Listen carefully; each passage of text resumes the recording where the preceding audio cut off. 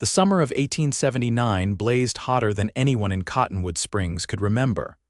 But nothing burned as fiercely as the hatred in Beatrice Ashford's eyes when she stumbled into town.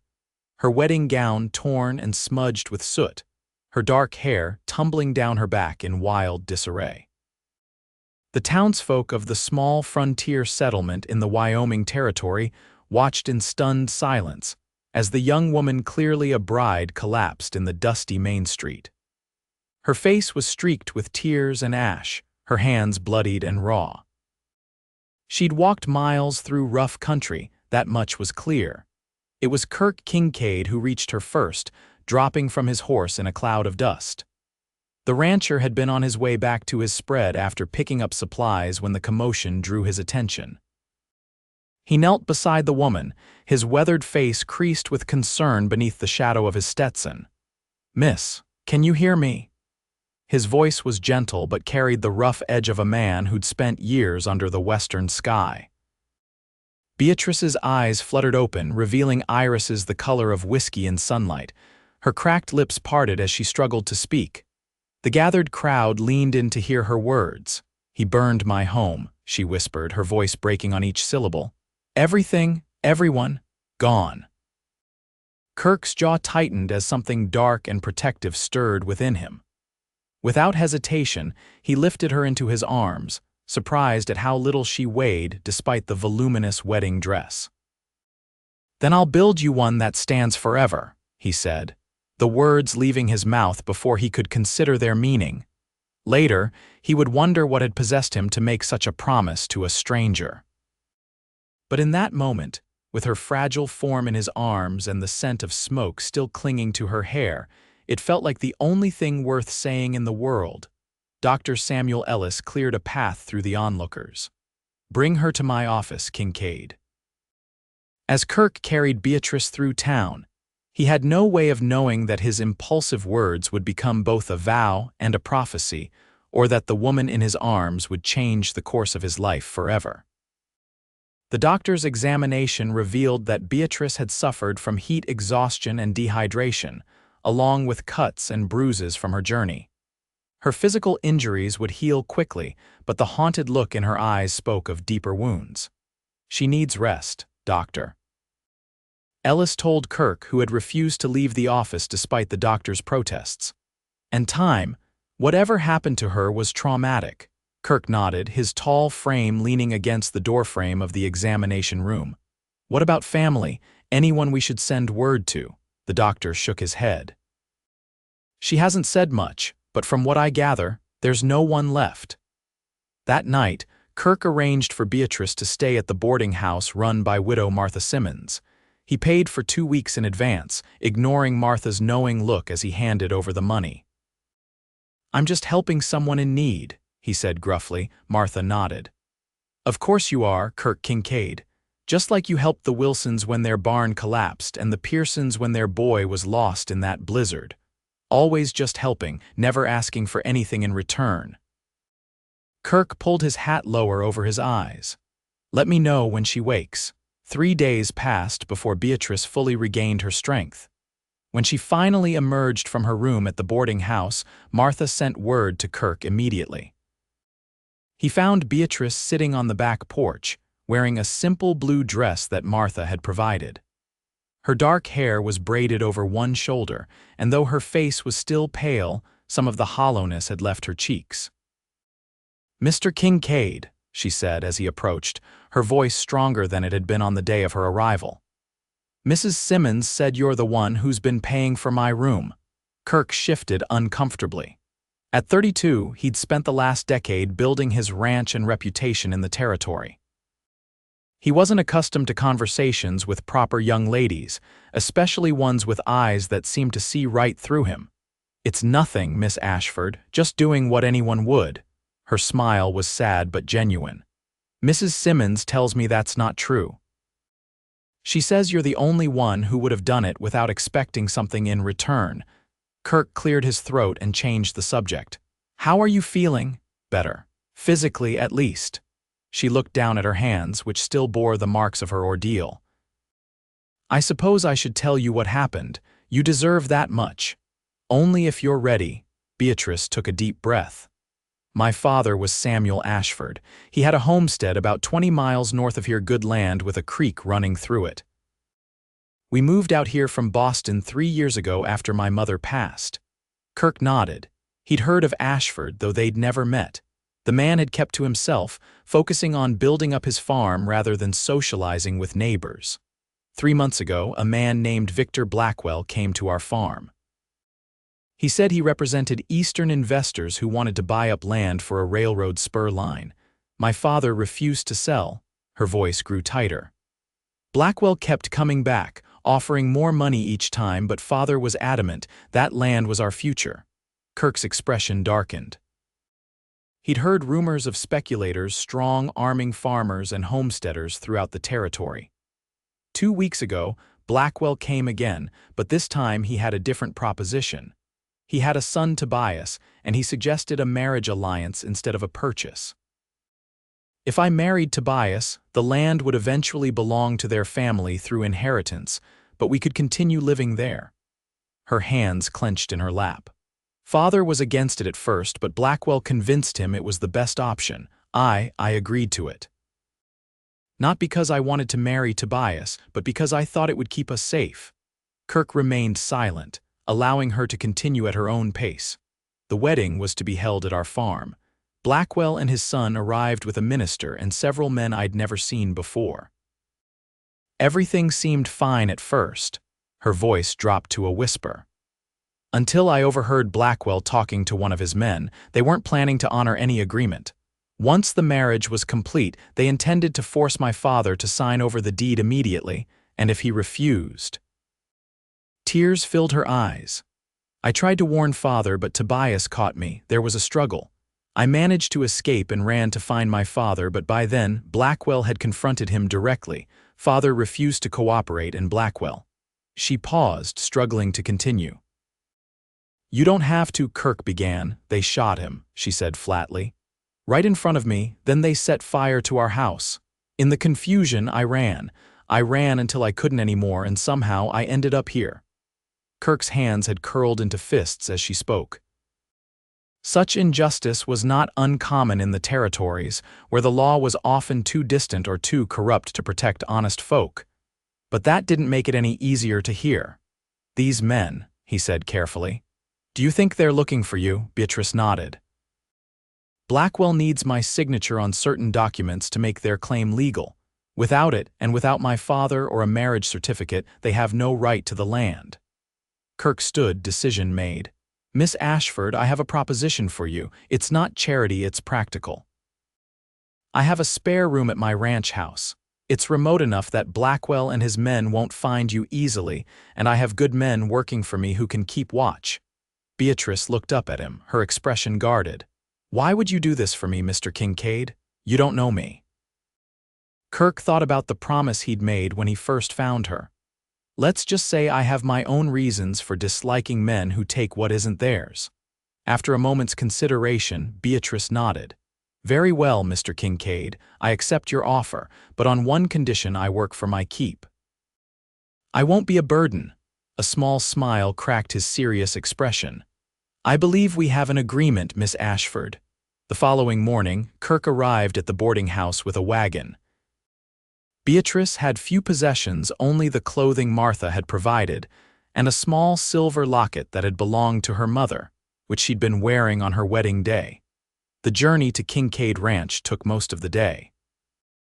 As they traveled, Kirk pointed out landmarks and boundaries, giving Beatrice a sense of the territory. His land was substantial, over 2,000 acres of rolling hills, good grassland and forest, with a river cutting through the northern section. It's beautiful, Beatrice said as they crested a hill that offered a view of the ranch house in the distance. The two-story structure stood proudly against the backdrop of pine-covered mountains, with a barn and several outbuildings nearby. Took me 10 years to build it up, Kirk said, a note of pride in his voice. Started with nothing but 50 acres and a dozen head of cattle. As they approached the ranch, several men rode out to meet them. Kirk introduced Beatrice to his foreman, Daniel Rodriguez, and a few of the other hands.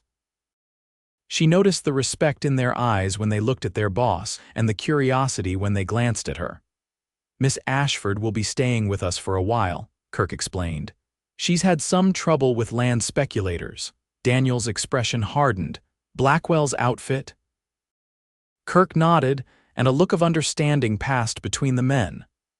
"We'll keep an eye out, boss," Daniel said. The ranch house was larger than Beatrice had expected, with a spacious main floor containing a kitchen, dining area, and sitting room. Kirk led her upstairs to a bedroom at the end of the hallway. "This was my sister's room when she visited," he explained, opening the door to reveal a modestly furnished but comfortable space. "She's in Denver now with her husband, so it's yours for as long as you need it."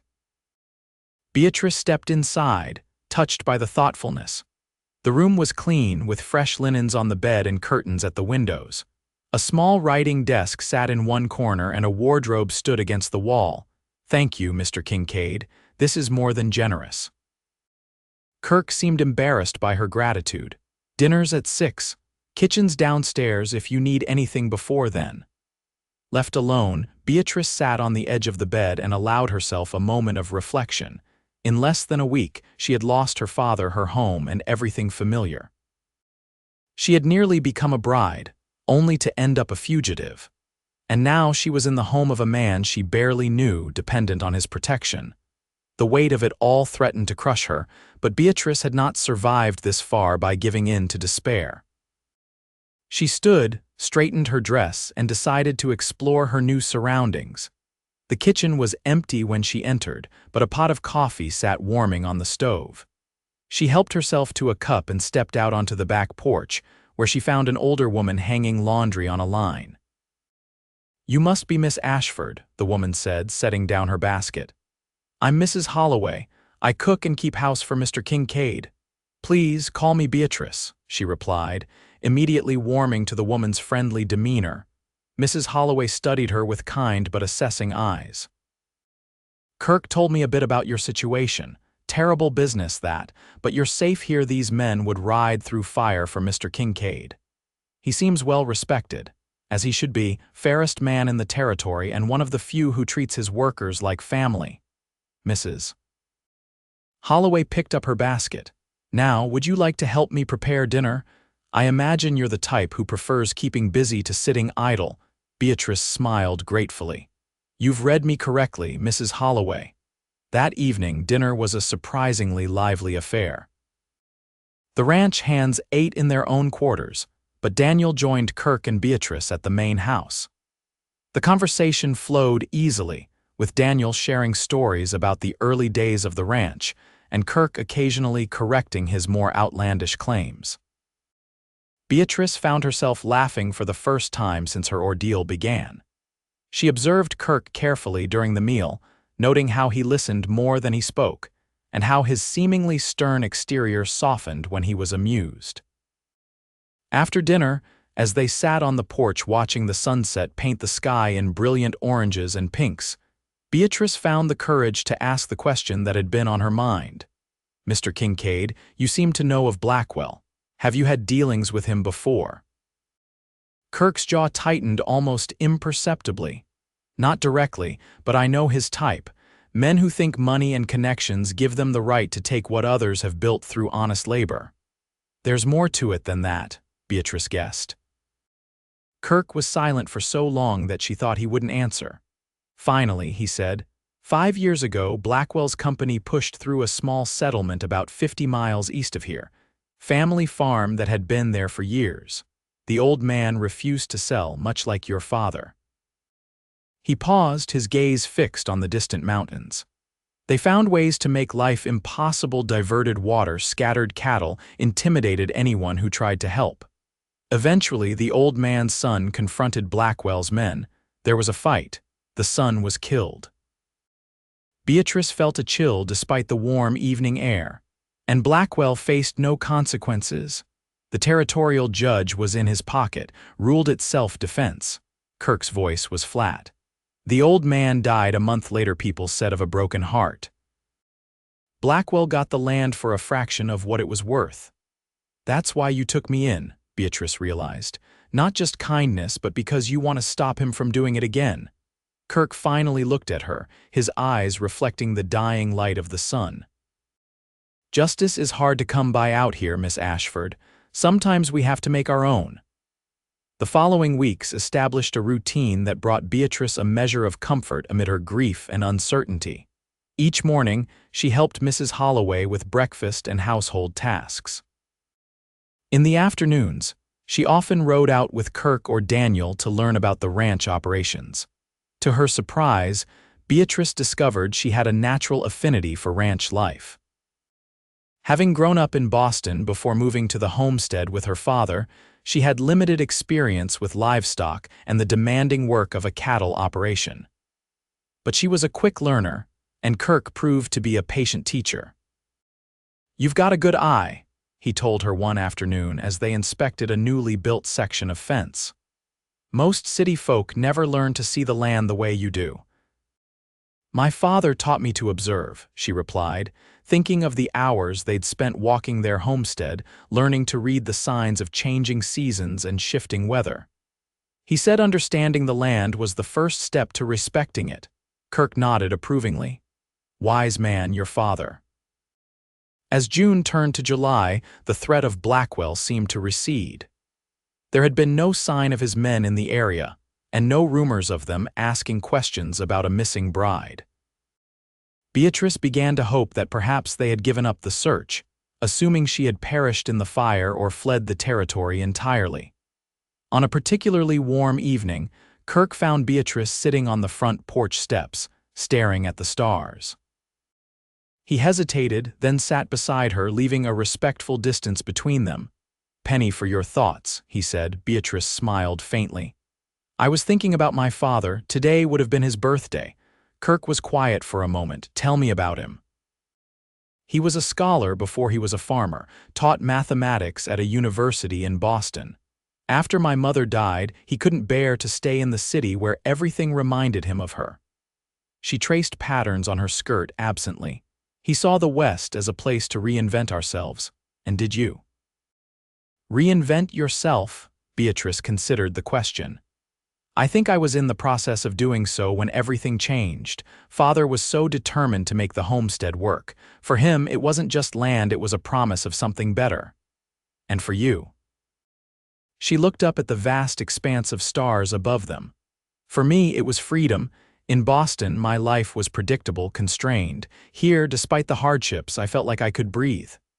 Kirk studied her profile in the dim light from the house windows. "And now, do you still feel that way?" "Strangely, yes," she admitted. "Even with everything that's happened, I don't want to go back east. This land gets into your blood, doesn't it?" "That it does," Kirk agreed. "First time I saw these mountains, I knew I'd never be content anywhere else." They sat in companionable silence for a while before Beatrice spoke again. "Mr. Kincaid, I think after all this time you might call me Kirk," he interrupted gently. She smiled. "Kirk, then, I wanted to thank you, not just for the shelter and protection, but for allowing me to be useful. It would have been easy to treat me as a helpless victim. Anyone who walks 20 miles in a wedding dress after watching her home burn isn't what I'd call helpless," he said with a wry smile. "Besides, you've earned your keep 3 times over, Mrs. Holloway says you've reorganized the entire kitchen pantry and mended every piece of clothing on the ranch." Beatrice laughed. "I needed the distraction." Their eyes met, and something shifted between them, a moment of recognition, of connection deeper than gratitude or obligation. But before either could acknowledge it, the sound of approaching hoofbeats broke the spell. Daniel rode into the yard at a gallop, his expression grim in the lamplight from the house. "Kirk, riders coming up from the south road, 6 of them, armed." Kirk was on his feet instantly. "Get Miss Ashford inside. Alert the men." Beatrice felt her heart pounding as Kirk helped her to her feet. "Do you think it's Blackwell?" "Don't know, but we're not taking chances." His hand lingered on her arm. "Stay with Mrs. Holloway in the kitchen. There's a rifle above the door, she knows how to use it." As Daniel rode off to warn the other ranch hands, Kirk turned to Beatrice once more. "No matter what happens, don't let them take you. Promise me." The intensity in his eyes made her breath catch. I promise. Inside the house, Mrs. Holloway was already moving with surprising efficiency for a woman of her years. She took down the rifle Kirk had mentioned and checked that it was loaded. Sit there, dear, she instructed Beatrice, pointing to a spot away from the windows. And take this. She handed Beatrice a small revolver. Mr. Kincaid insisted I teach you how to use it, though I pray you won't need to. Beatrice accepted the weapon, remembering the shooting lessons Kirk had given her during her second week at the ranch. At the time, it had seemed like a practical precaution. Now, it felt like foresight. Through the kitchen window, she could see Kirk and several of his men positioning themselves around the yard. They moved with the coordinated precision of men who had faced danger together before. The riders approached slowly, their figures becoming clearer as they entered the pool of light cast by the ranch house lanterns. Beatrice's breath caught in her throat as she recognized Tobias Blackwell at the head of the group, his pale hair gleaming in the lamplight. "Kincaid," he called out. "We're looking for a woman dark-haired, early 20s. Name's Beatrice Ashford. Word is she might be here." Kirk stepped forward, his stance casual but alert. "And who might be asking?" Tobias Blackwell. "The lady in question is my fiancée. She's unwell, had a nervous episode before our wedding."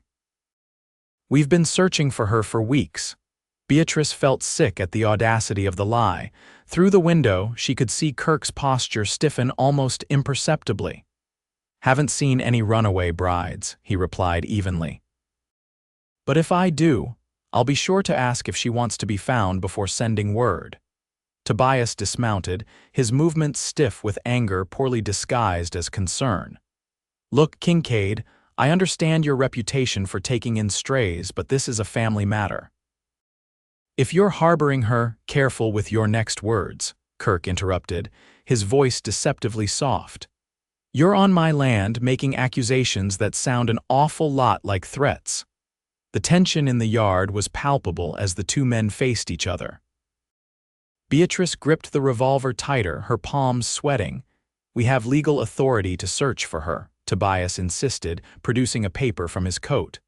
"Signed by Judge Harmon himself. She's mentally unsound and a danger to herself." Kirk took the document and examined it. Even from a distance, Beatrice could see his jaw tighten. Whatever the paper contained, it had some semblance of legal weight. "This says you can search for her," Kirk conceded.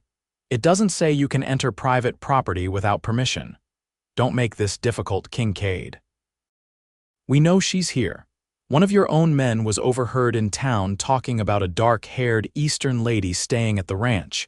Mrs. Holloway cursed under her breath. "That new hand Jackson, never did trust him." Outside, Kirk handed the paper back to Tobias. "Your information is outdated. The lady who was staying here left 2 weeks ago. Headed for Denver, last I heard." Tobias's face twisted with disbelief. "You expect me to take your word for it? Don't much care what you take, Blackwell. But I'll allow 2 of your men to check the bunkhouse and main house accompanied by my foreman as a courtesy. Then you'll leave."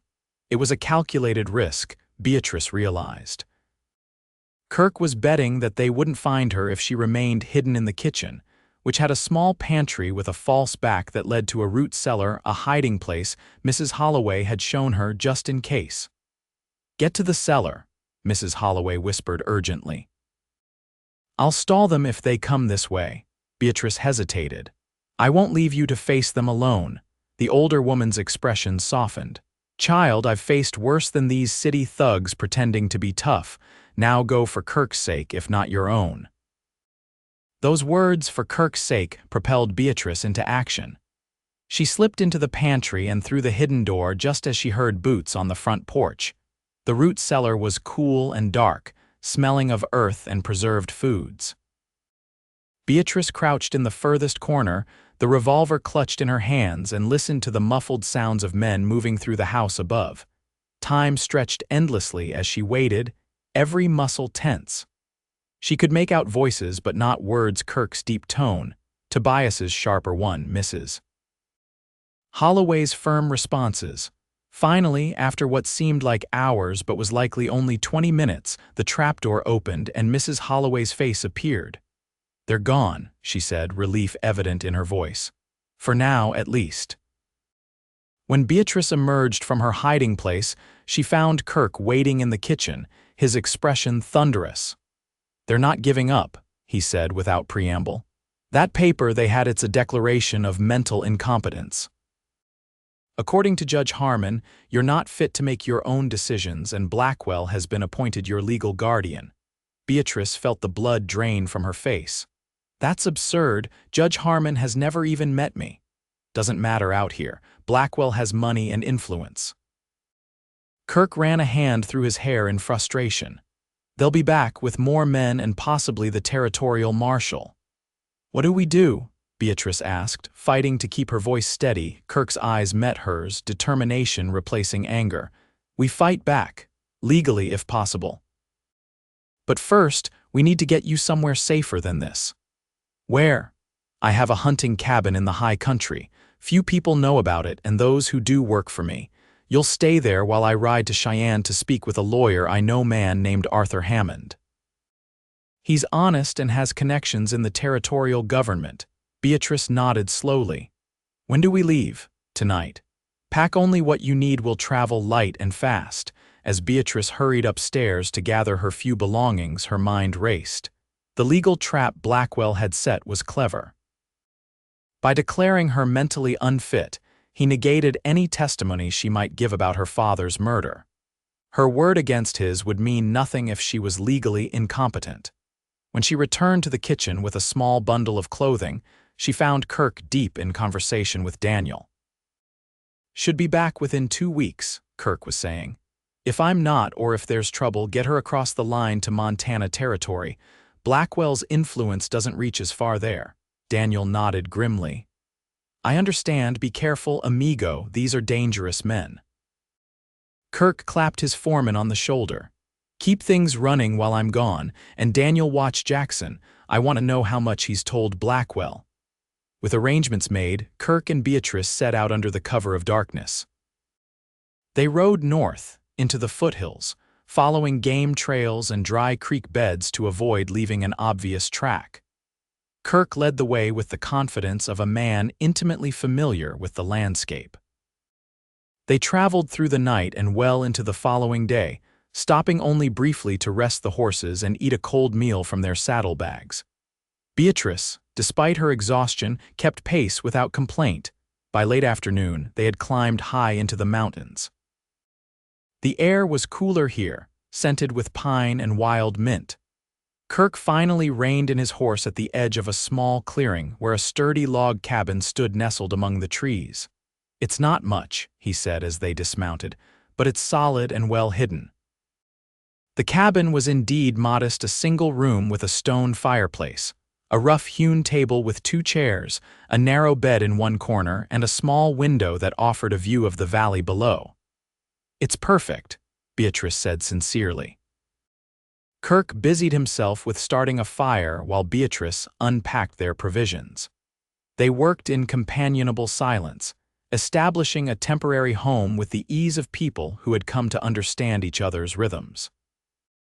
As the light outside began to fade, they shared a simple meal of jerky, biscuits, and coffee. The situation should have felt dire. Beatrice was, after all, hiding from men who wanted to control her or worse. Yet sitting across from Kirk in the warm glow of the fire, she felt an inexplicable sense of peace. I'll leave at first light, Kirk said, breaking the silence. The journey to Cheyenne will take 3 days each way, plus however long it takes to consult with Hammond and file the necessary paperwork. Beatrice nodded. Daniel will check on me every few days. Yes, though he'll be careful not to establish a pattern that could be observed. Kirk hesitated. Beatrice, I need you to understand something. What Blackwell is doing, it's not just about your land anymore. Men like him can't stand to lose. The fact that you escaped, that you've defied him, it's personal now. I know, she said quietly. I saw it in Tobias's eyes when he came to the ranch. This isn't about property or money, it's about power. Kirk studied her face in the firelight. You're not afraid? It wasn't a question, but Beatrice answered anyway. I'm terrified, but fear won't help me survive this. My father used to say that courage isn't the absence of fear, it's action in the face of it. A rare smile softened Kirk's features. Your father sounds like a man I would have respected. He would have liked you, Beatrice said, surprised to find it was true.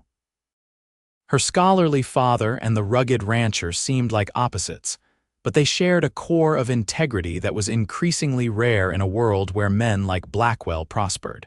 As the evening deepened into night, the practical question of sleeping arrangements arose. Kirk gestured to the bed. You take it, I'll sleep by the fire. Beatrice glanced at the narrow bed, then at the hard wooden floor. That's nonsense. The bed is big enough for both of us if we're careful. Kirk's eyebrows rose in surprise. Miss Ashford, that wouldn't be proper. She couldn't help but laugh. Mr. Kincaid, I'm a woman legally declared insane, hiding in a mountain cabin to escape forced marriage and possible murder. I think we're well beyond the bounds of propriety. After a moment, Kirk laughed to a deep, rich sound that Beatrice realized she had rarely heard. When you put it that way, I suppose you're right. They arranged themselves on the bed with a blanket between them as a symbolic barrier. Despite the awkwardness of the situation, Beatrice found herself drifting off to sleep quickly, lulled by the sound of Kirk's steady breathing and the knowledge that, for tonight at least, she was safe. Morning came with golden light filtering through the cabin's single window. Beatrice woke to find herself alone, the blanket carefully tucked around her. Outside, she could hear Kirk preparing the horses for his journey. She quickly dressed and joined him, carrying a bundle of food she had prepared for his trip.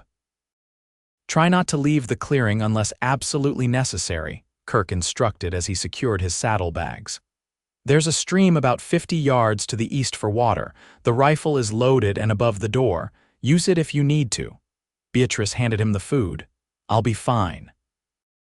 It's you who'll be riding into danger if Blackwell has men watching Cheyenne. Kirk accepted the package with a nod of thanks. Hammond knows to expect me. He'll have arrangements in place if there's trouble. As he mounted his horse, Beatrice suddenly felt the weight of what lay ahead. For the past month, Kirk's steady presence had been her anchor in a storm of uncertainty and loss. Now she would be alone with her thoughts and fears.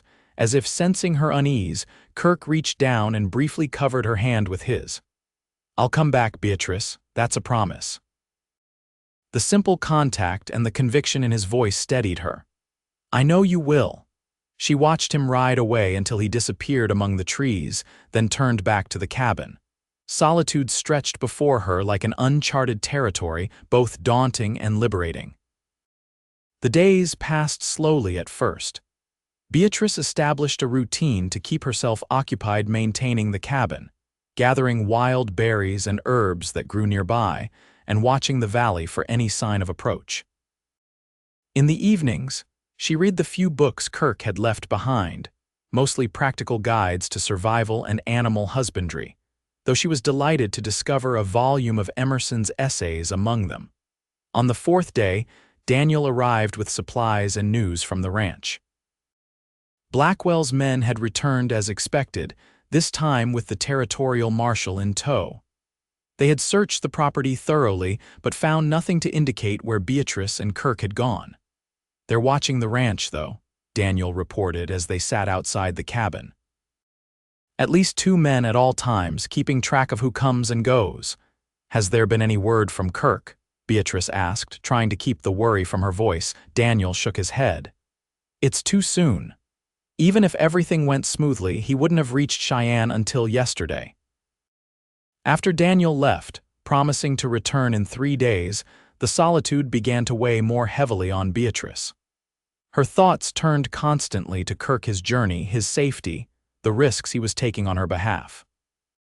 She found herself remembering small moments, the gentleness with which he'd treated her from the beginning, the respect he showed to everyone regardless of station, the rare smiles that transformed his serious face.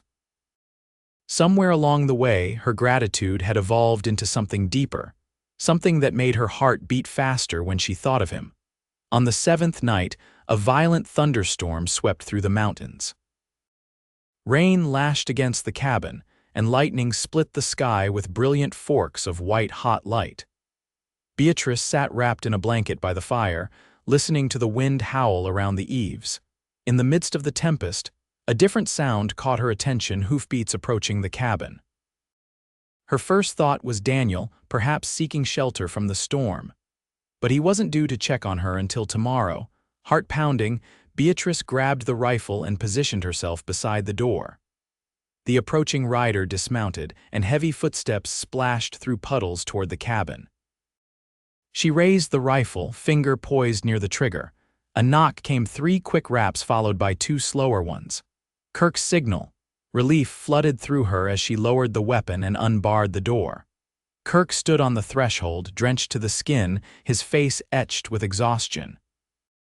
Without thinking, Beatrice pulled him inside and into her arms.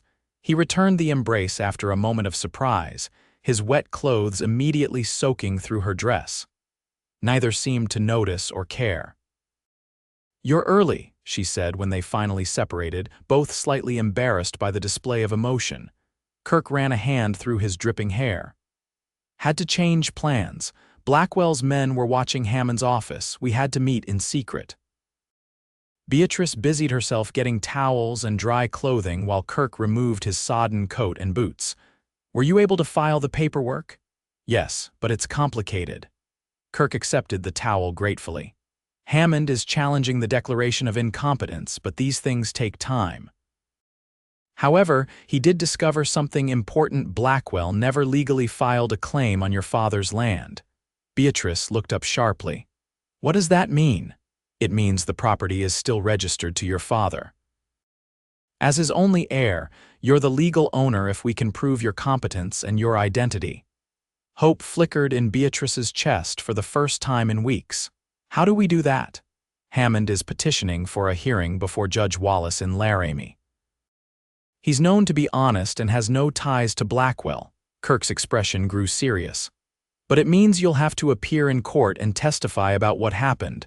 "I'll do it," Beatrice said without hesitation. "When?" 2 weeks from now. "Hammond is gathering witnesses, including the minister who was supposed to perform your wedding. Apparently, he was horrified by what happened and has been in hiding, fearing Blackwell would silence him." As Kirk changed into dry clothes, Beatrice prepared a hot meal and coffee. The storm continued to rage outside, but within the cabin, a cautious optimism had replaced the uncertainty of the past weeks. Over dinner, Kirk revealed the rest of his plan. "We'll leave for Laramie in 10 days. Hammond has arranged safe accommodations for us there. After the hearing, regardless of the outcome, we'll need to move quickly. If the judge rules in your favor, Blackwell will be desperate." Beatrice nodded, understanding the implications. "And if the judge rules against me," Kirk's eyes met hers across the table, "then we have a second plan. Hammond has contacts in Montana Territory who can help you start fresh under a new name." The thought of fleeing, of abandoning her father's land and her own identity, was painful. But Beatrice recognized the practical necessity of having alternatives. "Let's hope it doesn't come to that," she said. As they cleared away the dinner things, Kirk winced slightly, his hand going to his side. "You're hurt," Beatrice observed, setting down the plates. Kirk shook his head dismissively. "It's nothing." Had a disagreement with one of Blackwell's men in Cheyenne. Beatrice insisted on examining the injury. A purpling bruise spread across Kirk's ribs on his left side with a shallow cut at its center. "Knife?" she asked, gently probing the area. "He wasn't very good with it," Kirk replied with grim humor. "I've had worse from shaving." Despite his assurances, Beatrice cleaned and dressed the wound. As her fingers worked, she was acutely aware of Kirk's steady gaze on her face, of the warmth of his skin beneath her hands, of the quickening of her own pulse. When she finished, their eyes met, and the air between them seemed charged with unspoken words. For a breathless moment, Beatrice thought he might kiss her, wanted him to kiss her. But Kirk merely thanked her and moved away, creating a safe distance between them. That night they shared the bed again, the symbolic blanket barrier still in place. but something had shifted between them, an acknowledgement of feelings neither was ready to voice, but both increasingly unable to deny. The next days passed in a curious blend of tension and harmony. They established a routine of shared tasks, prepared for the journey to Laramie, and practiced what Beatrice would say at the hearing. In the evenings, they really talked about their lives, their hopes, the paths that had led them to this shared moment in time. Beatrice learned that Kirk had lost his parents young and had been raised primarily by an uncle who taught him ranching. He had come west at 18, worked as a cowhand for years before saving enough to buy his first plot of land, and built the Kincaid Ranch acre by acre, through drought and blizzard and cattle sickness. In turn, she told him about her sheltered upbringing in Boston, her mother's death from influenza, her father's decision to start anew in the West. She spoke of her initial resistance to frontier life and her gradual conversion to its rhythms and freedoms. "I never thought I'd love it here," she admitted one evening as they sat outside the cabin, watching the sunset paint the mountains gold and crimson. "Now I can't imagine being anywhere else." Kirk smiled, a genuine smile that reached his eyes. "The land has a way of claiming you." "Is that why you've never left, never married?" The question slipped out before she could consider its propriety. If Kirk was surprised by her directness, he didn't show it. "Ranching is a demanding life. Most women with sense want more comfort than I could offer in those early years." He paused, looking out at the valley. "And then, once the ranch was established, I suppose I'd grown too set in my ways." "I don't believe that," Beatrice said softly. Kirk glanced at her, something vulnerable in his expression. No. I think you were waiting, perhaps without knowing it, for someone who would see this land the way you do, who would understand why you've given your life to it." The silence that followed was thick with possibility. Finally, Kirk spoke, his voice low. "Perhaps you're right." On the morning of their departure for Laramie, Daniel arrived with fresh horses and news that made their journey even more urgent. Blackwell had somehow learned of the upcoming hearing and was gathering men to intercept them. "We'll take the high trail through the pass," Kirk decided after consulting with Daniel. "It's longer but less likely to be watched." The journey would be challenging, 3 days of difficult terrain rather than the 2 days of relatively easy travel on the main road. But the alternative was risking an ambush in open country. They set out at dawn, traveling light and fast. Beatrice wore men's clothing for practicality and to make her less recognizable from a distance. They rode in tense silence, alert for any sign of pursuit or danger. By nightfall, they had reached the base of the mountain pass. They made camp in a sheltered ravine, building only a small fire that wouldn't be visible from a distance. As they ate a simple meal, Beatrice contemplated the days ahead. "Do you think we'll succeed?" she asked, voicing her deepest fear. Kirk considered her question seriously. "Hammond is a good lawyer and Judge Wallace is honest. The minister's testimony will be compelling, but Blackwell has money and influence." "That's not very reassuring," Beatrice said with a wry smile. Kirk reached across the small space between them and took her hand. "Here's what I know for certain. You are the strongest, most determined woman I've ever met. Whatever happens in that courtroom, you will find a way forward." And he hesitated, then continued with quiet intensity. "You won't face it alone." The simple promise meant more to Beatrice than elaborate assurances would have. She squeezed his hand in silent gratitude. That night, as they lay side by side beneath a blanket of stars, the symbolic barrier between them on the bedroll seemed thinner than ever. The second day of travel brought them into the heart of the mountain pass. The trail narrowed, winding along steep slopes where a misstep could mean disaster. By midday, storm clouds had gathered and thunder rumbled in the distance. "We need to find shelter before that hits," Kirk said, studying the darkening sky. "There's a hunter's lean-to about 2 miles ahead if it's still standing." They pushed the horses harder, racing against the approaching storm.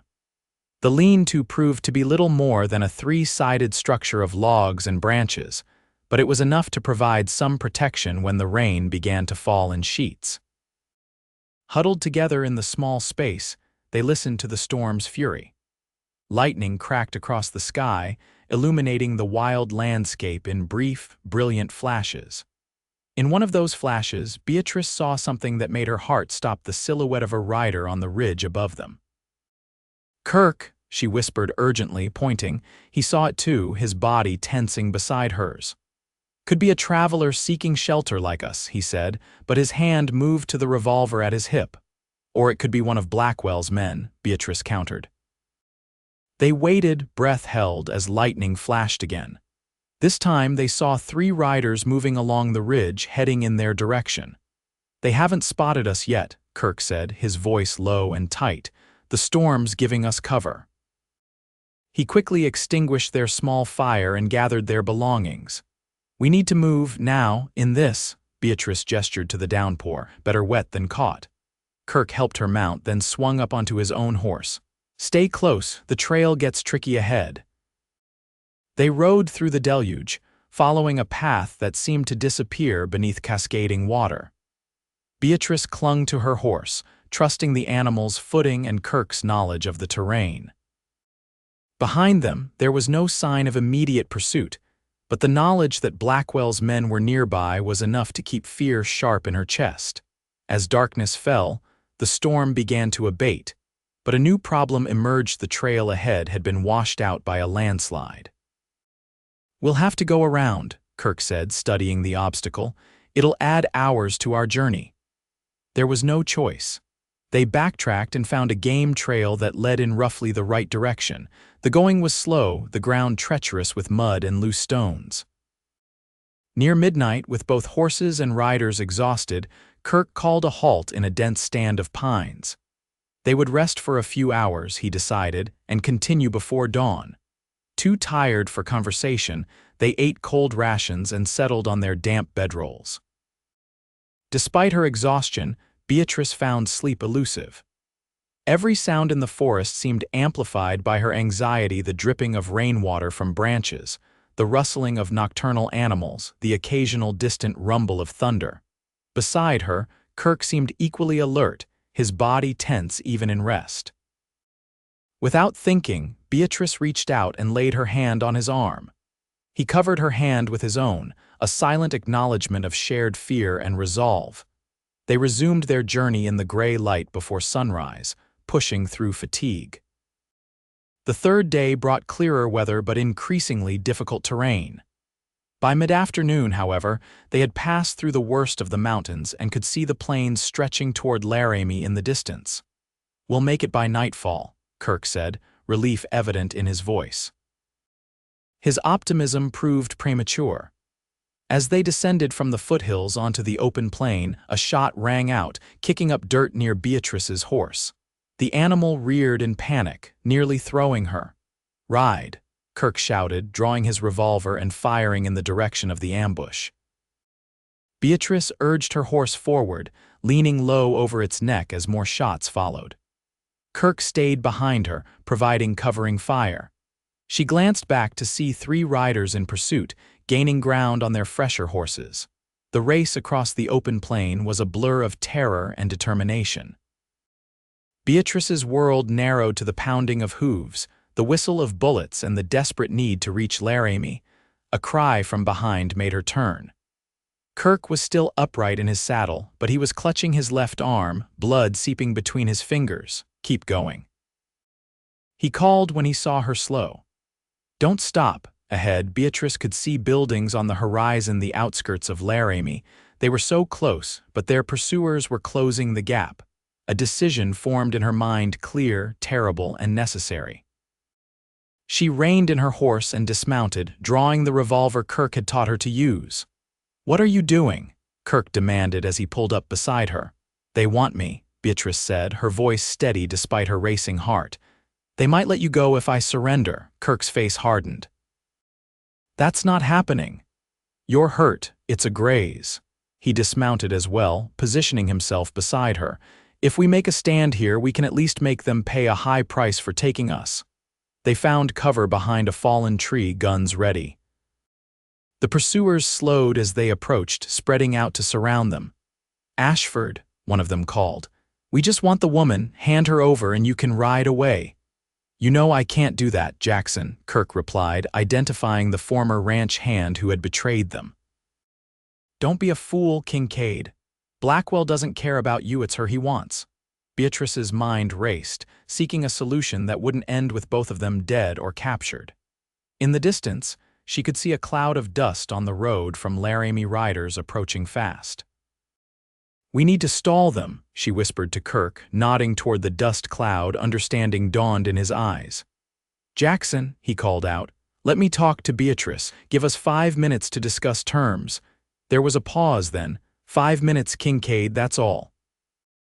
Kirk turned to Beatrice, positioning his body to block Jackson's view of her face.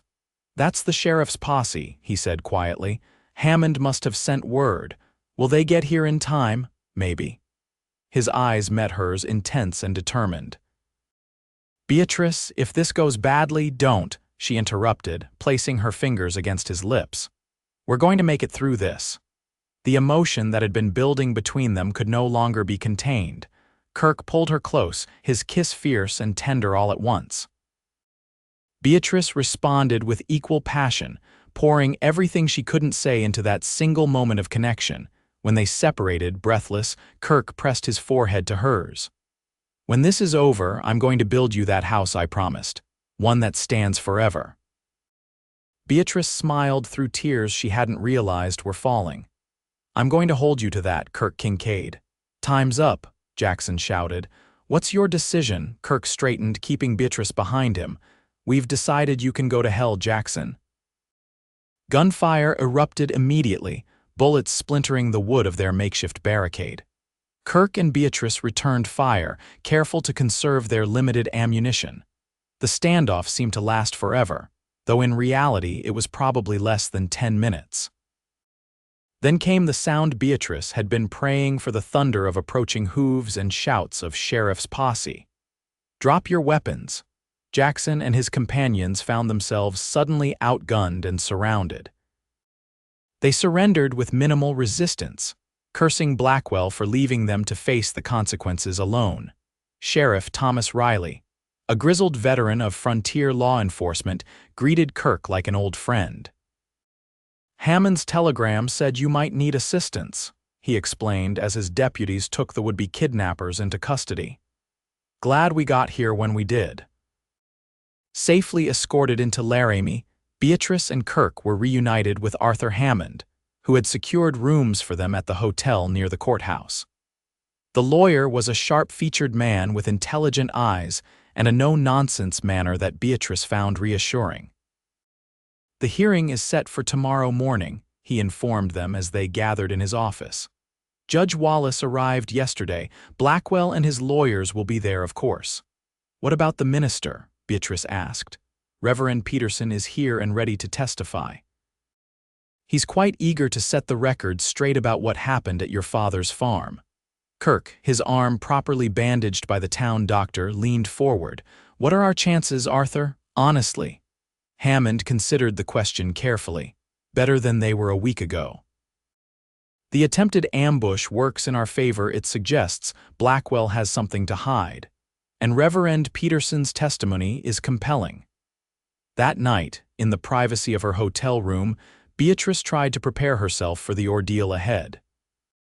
Tomorrow she would face the man who had ordered her father's murder, who had tried to force her into marriage, who had pursued her relentlessly across the territory. A soft knock at her door broke her reverie. She opened it to find Kirk standing in the hallway, looking unusually hesitant. "I wanted to make sure you were all right," he said. Beatrice stepped back, inviting him in. The propriety that would have prevented such a visit in normal circumstances seemed irrelevant after all they had been through together. "I'm nervous," she admitted as they sat by the window overlooking the main street. "Not just about testifying, but about seeing him again." Kirk nodded, understanding without explanation who he was. "You don't have to face this alone, Beatrice. I'll be right there with you, I know." She reached for his hand, drawing strength from his solid presence. "Kirk, about what happened during the ambush, I meant what I said. he interrupted, his voice low and intense. "When this is over, I want to build that house I promised. For us." The simple declaration, so different from the flowery proposals Beatrice had received from suitors in Boston, moved her deeply. "Are you asking me to marry you, Kirk Kincaid?" she asked, a smile playing at her lips despite the gravity of their situation. He returned the smile, rare and genuine. "I believe I am, Beatrice Ashford, though I had planned a more conventional approach when we weren't being chased by gunmen or preparing for court." Beatrice laughed softly. "Nothing about our acquaintance has been conventional." Her expression grew serious. "But yes, Kirk, my answer is yes." The hearing the next morning was held in the Laramie Courthouse, a substantial stone building that reflected the town's growing prosperity. Judge Wallace, a thin man with a shock of white hair and penetrating blue eyes, presided from a high bench.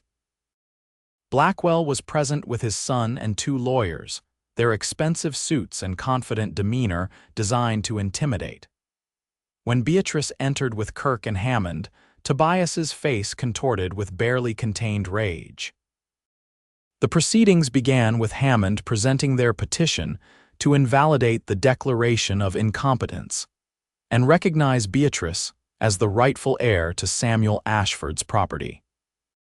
Blackwell's lead lawyer, a smooth-talking man named Harrington, countered that Beatrice had suffered a mental breakdown before her wedding and was incapable of managing her affairs. "Your Honor," Harrington said, "we have affidavits from several witnesses who observed Miss Ashford's erratic behavior prior to her disappearance." "Bought witnesses, Your Honor," Hammond interjected. "We have Reverend Peterson here today to testify to what actually occurred at the Ashford farm." The minister's testimony was damning. In a clear, steady voice, he described arriving at the Ashford homestead to perform a wedding, only to witness Victor Blackwell shoot Samuel Ashford in cold blood when the farmer refused to sign over his deed. "I was too frightened to intervene," Reverend Peterson admitted, shame evident in his voice. "I watched them set fire to the house and I said nothing. I've been living with that cowardice ever since." Blackwell's face remained impassive, but Tobias shifted uncomfortably in his seat. Judge Wallace listened without expression, occasionally making notes. When it was Beatrice's turn to testify, she approached the stand with trepidation, but resolved to speak the truth clearly and completely. She described her father's refusal to sell, the pressure to marry Tobias, the murder, and her escape. "And you've been hiding from the Blackwells ever since?" the judge asked. "Yes, Your Honor, first at the Kincaid Ranch and then in a cabin in the mountains when they came looking for me there." "And yesterday, on your way to this hearing, you were attacked by men working for Mr. Blackwell." "Yes, Your Honor. They fired on us without warning or provocation." Harrington's cross-examination was aggressive, attempting to paint Beatrice as unstable and unreliable. But she remained composed, answering his questions directly and honestly. "Miss Ashford," Harrington said with exaggerated patience, "if your story is true, why didn't you go to the territorial authorities immediately after your father's alleged murder?" "Because I had just witnessed how little the law meant to men like Victor Blackwell," she replied evenly. "I had no reason to believe I would find justice or protection from a system he seemed to control." After hours of testimony, Judge Wallace called for a recess. As the courtroom cleared, Beatrice felt drained but cautiously optimistic. Hammond seemed pleased with how the proceedings had gone. "The judge is fair," he told Beatrice and Kirk as they walked to a nearby restaurant for a late lunch. And the minister's testimony was powerful. "I think we have a good chance." When court reconvened, Judge Wallace delivered his ruling without preamble. "Having reviewed the evidence and testimony presented today, I find the declaration of mental incompetence against Miss Beatrice Ashford to be without merit and based on fraudulent claims. It is hereby invalidated." A murmur ran through the courtroom. Beatrice gripped Kirk's hand tightly beneath the table. "Furthermore," the judge continued, "based on Reverend Peterson's testimony and corroborating evidence, I am ordering the immediate arrest of Victor and Tobias Blackwell on charges of murder, arson, attempted kidnapping, and falsifying legal documents." The courtroom erupted in chaos as the sheriff moved to take the Blackwells into custody. Harrington protested loudly, but Judge Wallace silenced him with a sharp rap of his gavel. "As for the matter of the Ashford property," the judge concluded when order was restored, "I recognize Miss Beatrice Ashford as the legal heir and rightful owner of all lands and assets formerly belonging to Samuel Ashford." It was over. Justice had been served more swiftly and completely than Beatrice had dared to hope. As they left the courthouse, she felt lightheaded with relief and disbelief. "It's really over?" she asked Kirk as they stood in the afternoon sunlight. He nodded, his own expression reflecting her wonder. "It's over. The Blackwells will stand trial for your father's murder and your land is secure." "Our land," she corrected him softly. Kirk's smile was like sunrise after the longest night. "Our land." They were married 2 days later in a small ceremony performed by Reverend Peterson. Martha Simmons came from Cottonwood Springs to stand with Beatrice, and Daniel served as Kirk's best man. It was simple and perfect, a quiet beginning to a life together that both had once thought impossible. After the ceremony, Kirk surprised Beatrice with the deed to a new plot of land adjacent to the Kincaid ranch land that included a clear view of the mountains and a stream that sang over smooth stones. "For our house," he explained as they stood on the site, "the one that will stand forever." Beatrice looked out over the rolling land, imagining the home they would build, the life they would share. "It's perfect," she said, her voice thick with emotion. "Everything I never knew I wanted." Kirk took her face in his hands, his eyes reflecting all the love and promise of their future. "Welcome home, Mrs. Kincaid." In the weeks that followed, work began on their house, a solid structure of stone and timber designed to withstand the harshest Wyoming winters and the hottest summers. Kirk insisted on overseeing every detail, from the foundation to the roof beams. "Building something that lasts takes care," he explained as they reviewed the plans one evening. "No shortcuts, no compromises." Beatrice, who had discovered an unexpected talent for design, added her own touches: large windows to capture the mountain views, built-in bookshelves for the library they planned to fill together, a wide porch where they could watch the sunset. By the following spring, with the house nearing completion, news reached them of the Blackwells' fate. Both father and son had been convicted of Samuel Ashford's murder and sentenced to hang. Justice had been served, though the victory was bittersweet for Beatrice. No punishment could bring her father back or erase the trauma of that terrible day. "Are you all right?" Kirk asked when she received the news, his concern evident in every line of his face. "I will be," she answered honestly. "It's not closure exactly, but it's something." They moved into their new home just as summer bloomed across the Wyoming landscape. The house, as Kirk had promised, was solid and enduring, a physical manifestation of the life they were building together. In the years that followed, that life flourished beyond anything either could have imagined. The Kincaid Ranch prospered under their joint stewardship, expanding its operations and reputation. Kirk's fair treatment of his workers and honest business practices earned him respect throughout the territory. Beatrice found her own place in the community, establishing a small school for the children of ranch workers and neighboring homesteaders. Her background in education, once seeming useless in frontier life, became an unexpected asset. Their family grew with the birth of 2 children: Samuel, named for Beatrice's father, and Elizabeth, for Kirk's mother. The house that Kirk had built expanded to accommodate their growing family, but its foundations remained as solid as the day they were laid. On the 5th anniversary of their wedding, Kirk took Beatrice to the highest point on their property, where they could see the full extent of what they had built together: the ranch, the house, the school, the community that had formed around them. "Do you remember what I promised you that first day?" he asked as they stood hand in hand, watching the sun set behind the mountains. Beatrice smiled, the memory as clear as if it had happened yesterday. "You said you'd build me a home that stands forever." Kirk's arm tightened around her waist. "I'd say I kept that promise." "The house, yes," Beatrice agreed, leaning into his embrace. "But the home, that's something we built together, and that's what will truly stand forever." As they turned to walk back to their house, where their children waited and the lamps were being lit against the gathering dusk, Beatrice reflected on the journey that had brought her here from terror and loss to love and creation. It had not been an easy path, but standing beside the man who had first offered her shelter and then given her a future, she knew it had led exactly where she was meant to be. In the years to come, their legend would grow throughout the territory, the story of the bride who escaped destruction and the rancher who built her a home that stood against all adversity. But for Kirk and Beatrice Kincaid, the true miracle was in the everyday moments. Teaching their children to ride, expanding the school to include a library, watching the seasons change over land that was theirs to protect and nurture.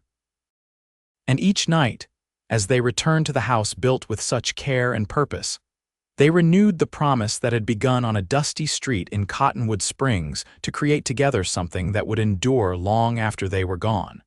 A legacy of love and resilience in a land that demanded both.